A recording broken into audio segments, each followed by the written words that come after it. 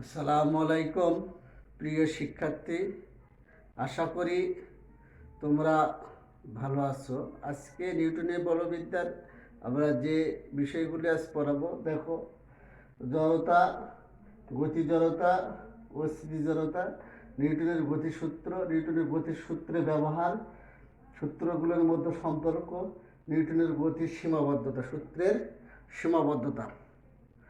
আজকে দেখো যে নিউটনের গতির যে সূত্রটা আমরা বর্ণনা করব সেটা সবাই এর আগে আমরা পড়ছি। তারপরও আজকে আমাদের যেহেতু বইয়ের আজকে একটা সিলেবাসের অংশ, সেটা সম্পর্কে আলোচনা করাই লাগবে। এবং তার আগে আমরা জড়তাটা পড়ব। জড়তাটা কি? বস্তু যে অবস্থায় আছে চিরকাল সেই অবস্থায় থাকার প্রবণতা বা চাওয়াকে জড়তা বলা হয়। একজন যদি দৌড়ায় তাহলে সে হট করে যদি তাকে দাঁড়াতে বলা হয় তাহলে সে কিন্তু দাঁড়াতে পারে না, কারণ সে গতি জড়তায় আছে। আবার কেউ যদি বসে বা শুয়ে থাকে তাহলে তাকে যেতে বললে সে হট করে দৌড়াতে পারে না। এর মূল কারণ জড়তা। অর্থাৎ আমরা এখান থেকে এটাই বলতে পারি যে কোনো বস্তু যে অবস্থায় আছে চিরকাল সে অবস্থায় থাকার চাওয়া বা প্রবণতাকেই জড়তা বলা হয়। জড়তা দুই প্রকার, একটা গতি জড়তা, স্থিতি জড়তা। গতিশীল বস্তু চিরকাল গতিশীল থাকার প্রবণতা বা চাওয়াকে বলা হয় গতি জড়তা। আর স্থিতি জড়তা স্থিতিশীল বস্তু চিরকাল স্থির অবস্থায় থাকার চাওয়া বা প্রবণতাকে বলা হয় স্থিতি জড়তা। তাহলে গতি জড়তার আমরা উদাহরণ আগে দিয়েছি এবং স্থিতি জড়তার উদাহরণ দিয়েছি। তা এখন আমরা নিউটনের গতির সূত্র পড়ব। নিউটনের গতির সূত্র দেখো তিনটি। একটা প্রথম সূত্রকে বলা হয় জড়তার সূত্র। দেখো প্রথম সূত্রটা কি? বাহ্যিক বল প্রয়োগ না করলে স্থির বস্তু চিরকাল স্থিরই থাকবে, গতিশীল বস্তু চিরকাল গতিশীল থাকবে বা সমদ্রুতিতে চলতে থাকবে। অর্থাৎ কোনো বস্তুর ওপর যদি বল ক্রিয়া না করে তাহলে ওই বস্তু সারা জীবন যে অবস্থায় আছে সেই অবস্থায় থাকবে। অর্থাৎ গতিশীল যদি থাকতো তাহলে গতিশীল অবস্থায় যা থাকবে, স্থিতিশীল থাকলে স্থিতিশীল অবস্থায় থাকবে। এখন আমরা যদি দেখো কোনো বস্তুর ওপর যদি বল প্রয়োগ যদি করা হয়, তোমরা এখন বলতে পারো যে স্থির বস্তু যেমন দেখো স্থির বস্তু চিরকাল স্থির অবস্থা থাকতে চায়, গতিশীল বস্তু গতিশীল থাকতে চায়। এখন এখন যদি বাহ্যিক বল প্রয়োগ না করা হয়, এখন আমরা যদি রাস্তায় গাড়ি চলে তাহলে ঘর্ষণ বল, বাতাসের বাধা, এই অভিকর্ষ বল, এগুলো যদি ক্রিয়া না করতো তাহলে সারা জীবন বস্তুটা গতিশীল অর্থাৎ সমবেগে চলতে থাকতো। আবার তাহলে আমরা প্রথম সূত্রের গাণিতিক রূপটা হবে এইরকম। দেখো যদি বাহ্যিক বল যদি প্রয়োগ না করা হয় তাহলে আদিবেগ ইউ ও শেষ বেগ ভি সমান হবে। কখনোই এই বেগের কখনো কম বেশি হবে না। আদিবেগ ও শেষ বেগ সবসময় একই থাকবে। স্থির বস্তু হলে তো সবসময় স্থিরই থাকবে, গতিশীল থাকলে ওইভাবে। তারপর দ্বিতীয় সূত্রটা দেখো। এখন আমরা দ্বিতীয় সূত্রটা দেখব। কোনো বস্তুর ওপর প্রযুক্ত বল ভরবেগের পরিবর্তনের হারের সমানুপাতিক। কোনো বস্তুর ওপর প্রযুক্ত বল ভরবেগের পরিবর্তন হারের সমানুপাতিক। দেখো আমাদের সূত্রটা কি কোন রকম আসে। আমাদের যদি কোনো বস্তু যদি এখানে এম ভরের একটা বস্তু, এই বস্তুর বল এ প্রয়োগ করায়, আর বস্তুর আদি বেগ ছিল ইউ। বল প্রয়োগ করার পরে বস্তুটা এই অবস্থায় আসলো, এর বেগ হলো ভি এবং এ সুষম ত্বরণে টি সময়ের পর। তাহলে আদি অবস্থায় বস্তুর ভরবেগ ছিল এম ইউ, শেষ ভরবেগ এম ভি।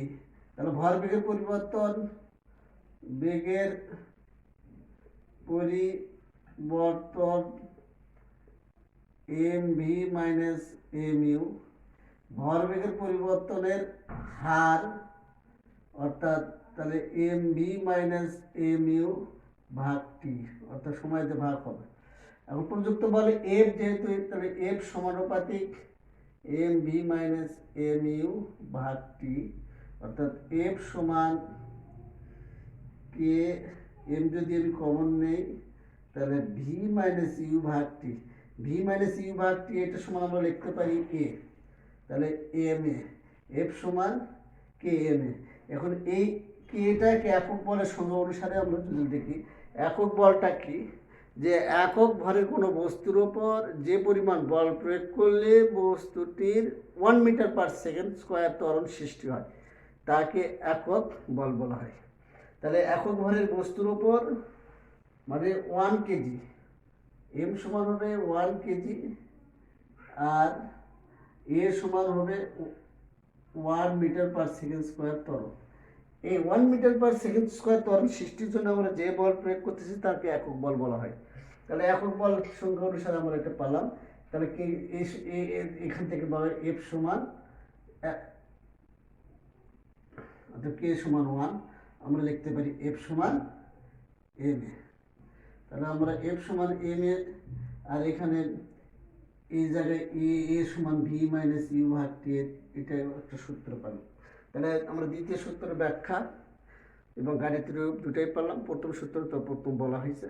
এখন তৃতীয় সূত্র দেখো, এটা সবাই জানে আমরা, কিন্তু তোমাদেরকে তারপরেও আমি বলবো, প্রত্যেক ক্রিয়ারই সমান ও প্রতিক্রিয়া আছে, প্রত্যেক ক্রিয়ারই সমান প্রতিক্রিয়া আছে। দেখো কি, যদি এম ভরের একটা বস্তুর উপর যদি তুমি F1 বল প্রয়োগ করো, তাহলে বস্তুটি আবার একটা বল প্রয়োগ করবে।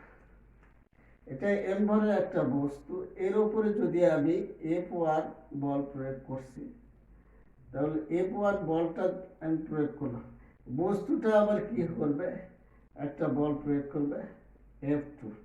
তাহলে বস্তুর উপর আমি ক্রিয়া করলাম কি F1, আর বস্তু আবার বল প্রয়োগ করবে F2, অর্থাৎ আমরা লিখতে পারি F1 সমান মাইনাস F2। এখানে মাইনাস দ্বারা বোঝানো হচ্ছে বলের দিক। যদি তুমি যেদিকে বল প্রয়োগ করবা, বস্তুটা তার বিপরীত দিকে বল প্রয়োগ করবে, যার কারণে F1 মাইনাস F2। অর্থাৎ দেখো, এই সূত্রের সাহায্যে আমরা এখন যে জিনিসগুলো দেখব, এই সূত্রের সাহায্যে আমরা চলাফেরা করি মাটির উপরে, ঘোড়ার গাড়ি চলে, নৌকা টানা নৌকা, গুণটানা নৌকা চলে, তার রকেটও চলে কিন্তু এই সূত্রের সাহায্যে। দেখো কিভাবে আমরা এই সূত্রের ব্যবহার, যখন ঘোড়া যখন মাটিতে চলে তখন ঘোড়া মাটিতে একটা বল ক্রিয়া করবে, বলটা অবশ্য দুইটা অংশ ভাগ হবে, একটা অনুভূমিক অংশ, উলম্ব অংশ। উলম্ব অংশটা তোমার মাটির দিকে ক্রিয়া করবে, আর আনুভূমিক অংশটা ঘোড়াকে সামনের দিকে নিয়ে যাবে। অর্থাৎ এই বল যদি মাটির প্রতিক্রিয়া বল না থাকতো তাহলে ঘোড়া গাড়ি টানতে পারতো না। তাহলে যেমন দেখো, বালির ভেতর বা পানির ভেতর যদি আমি যাই, পানি বা বালি দুটাই কিন্তু তোমাকে কি করতে পারে না, প্রতিক্রিয়া বল সৃষ্টি করতে হবে। বিশেষ বালি তো একটু প্রতিক্রিয়া বা বালির ভেতরে আস্তে হাঁটা যায়, কিন্তু প্রতিক্রিয়া বল কম। তবে কাদা এবং পানি যদি ধরা হয়, সেক্ষেত্রে কাদার ভিতর কিন্তু চলার সময় দেখা যায় যে তুমি যখন চলতে থাকো তখন কাদা প্রতিক্রিয়া বল সৃষ্টি করতে পারে না বলেই আমরা কাদার ভেতর ডুবে যাই, আবার পানির ভেতরেও চলতে পারবো না। তাহলে প্রতিক্রিয়া বল সৃষ্টি করে মাটি, তারপরে ঘোড়া গাড়ি চলে, আমরাও রাস্তাতে চলতে পারবো, রাস্তায় গাড়ি চলে প্রতিক্রিয়া বলের কারণে। আমরা নৌকা কিন্তু গুণ টানা নৌকা কীভাবে চলে ভেক্টর চ্যাপ্টার দেখেছি, এখানে আরও ওই দেখানোর দরকার নাই। এখানে রকেট রকেট কীভাবে চলে, রকেট কিন্তু আমি বলি 1 মিনিট, যে যে জিনিসটা রকেট এক প্রতিক্রিয়া বলের কারণে চলে।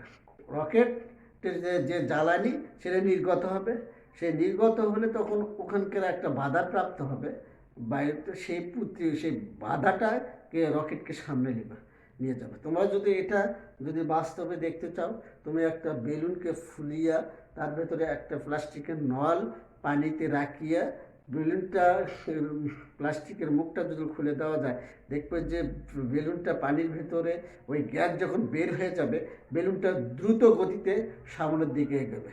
ঠিক একই প্রতিক্রিয়ায় রকেটও চলে। তাহলে এখানেও প্রতিক্রিয়া বলের কারণে কি রকেট কি আকাশে চলে। এখন আমাদের যে দ্বিতীয় সূত্রগুলির মধ্যে সম্পর্ক, যেমন আমরা প্রথম সূত্র থেকে দ্বিতীয় সূত্র, দ্বিতীয় সূত্র থেকে প্রথম সূত্র পাই। দেখো আমরা এই যে আমাদের দ্বিতীয় সূত্রটা ছিল F সমান m এ, তাহলে F সমান m এ এখান থেকে আমরা প্রথম সূত্রে নিয়ে আসবো। তাহলে প্রযুক্ত বল যদি 0, বাহ্যিক বল অর্থাৎ m a সমান হবে 0, তাহলে a সমান 0, অর্থাৎ v মাইনাস ইউ ভাগ t সমান 0, অর্থাৎ v মাইনাস ইউ সমান 0, অর্থাৎ বাহ্যিক বল যদি 0 হয় তাহলে আদি বেগ শেষ বেগ সমান হয়। তাহলে আমরা এটা একটা তারপরে দেখো আরও এইভাবে পাওয়া যাবে। আমরা নিউটনের সূত্রের সীমাবদ্ধতা দেখো, এখন আমাদের নিউটনের সূত্র এখন সীমাবদ্ধতাও আছে।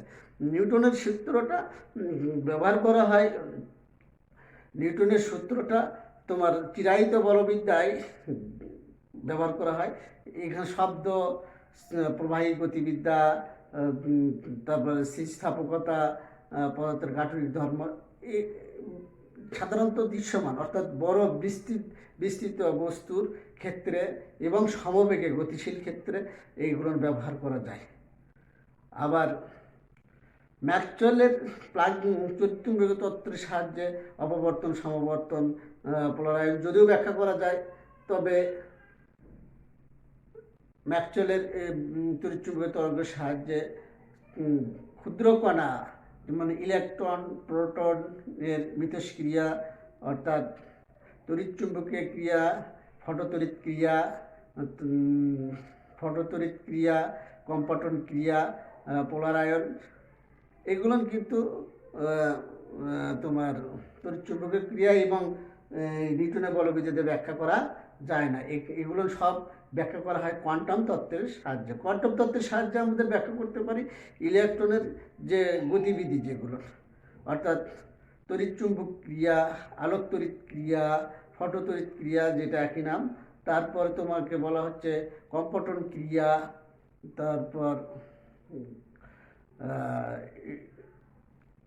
তারপর সংঘর্ষও কিন্তু এখানে স্থিতিস্থাপক সংঘর্ষ যদি আমরা ব্যাখ্যা করতে যাই, সেক্ষেত্রে কিন্তু বড় বস্তুর ক্ষেত্রে হয় না। তাহলে এই যে সংঘর্ষ, যে তোমার এই ক্রিয়াগুলো কোয়ান্টাম প্রতিক্রিয়া, কোয়ান্টাম সূত্রের সাহায্যে আমরা ব্যাখ্যা করতে, কোয়ান্টাম তত্ত্বের সাহায্যে। কিন্তু নিউটনের বলবিদ্যা এখানে এগুলো ব্যাখ্যা করতে পারে নাই। নিউটন বলবিদ্যা সাধারণত বিস্তীর্ণ বস্তু অর্থাৎ বড় বস্তু, সমবেগে এবং দৃশ্যমান বস্তু সম্পর্কে ব্যাখ্যা করতে পারছে। কিন্তু যেটা অদৃশ্য, আমরা চোখের সামনে দেখি না, যেমন নিউটন, প্রোটন, এগুলো ক্রিয়াকলাপ এবং এগুলো কিন্তু নিউটনের সূত্রের সাহায্যে ব্যাখ্যা করা যায়নি। বিশেষ করে কম্পটন ক্রিয়া, তড়িৎচুম্বক ক্রিয়া, আলোক ক্রিয়া। ঠিক আছে, আজকে যে পড়ানো হলো এটা তোমরা সামনের দিন আবার নতুন করে কিছু নিয়ে আসবো। আজকে এই পর্যন্তই।